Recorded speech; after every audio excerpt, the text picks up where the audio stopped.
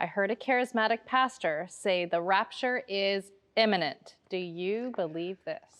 Well, I think most people who pay respect to the Bible and really respect the Holy Scriptures know that Jesus Christ is coming back. Jesus said in Acts chapter 1 that just like you saw him go up, he's coming back. This was the word to the disciples on the Mount of Olives. And so now the question was not, you didn't want me to give just a general description, Frank.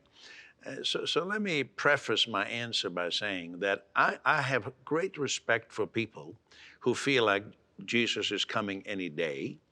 But I also think we need to balance that with that godly people have always felt that way.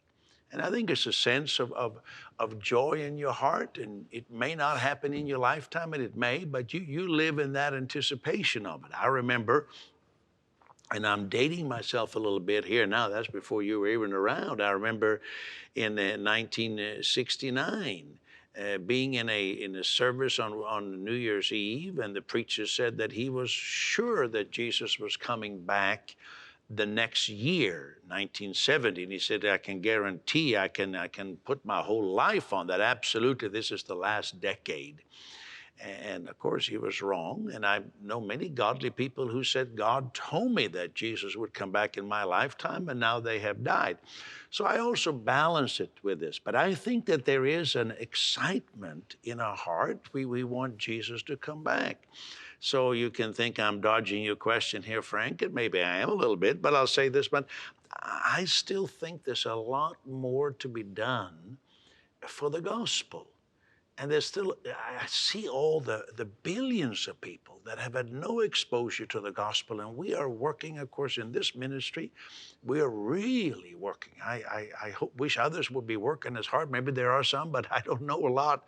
And so that's my focus more. But thank you for your question, Frank. All right, that was, well, anyhow, it was a good question, I think. But what else have you got, Megan? Sure, this is coming from Sam. It probably resonates with several people viewing today.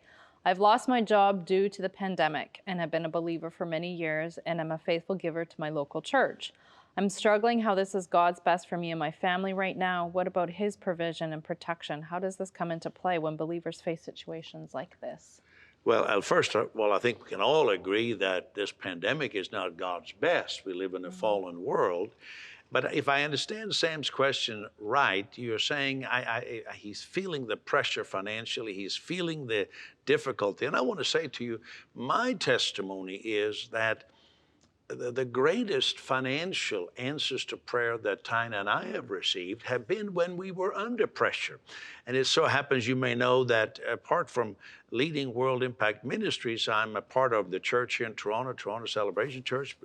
Nathan Thurber here is the lead pastor, so I always defer to him. I'm the founding pastor, but he's been the lead pastor now for 7 years. Wow, 7 years, that's a long time, Nathan.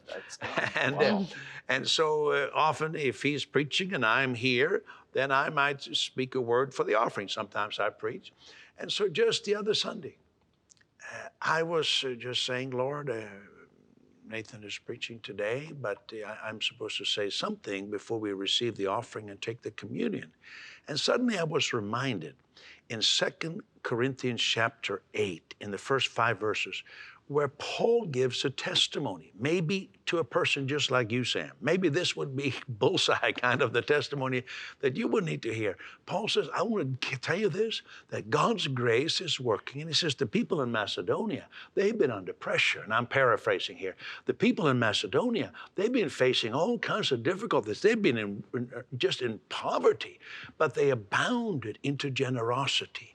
And then he begins to talk about how they gave themselves. And he says literally there, I quote Paul, I testify. He says, I'm giving a testimony. And my testimony is, Sam, that, when everything is going easy and everything is going good and you got a good paying job, yes, we're faithful giving to God and we are believing God and we continue to do that. But the real test comes when things aren't looking so good. And so I'm not putting any pressure on you. You do whatever you want. We don't want to put any coercion on people to give, but I want to say that the experience of Scripture and myself is that in the darkest times, that's when you see the biggest answers to prayer. That's my answer to Sam. I hope that, no pressure, Sam, but take the word nevertheless.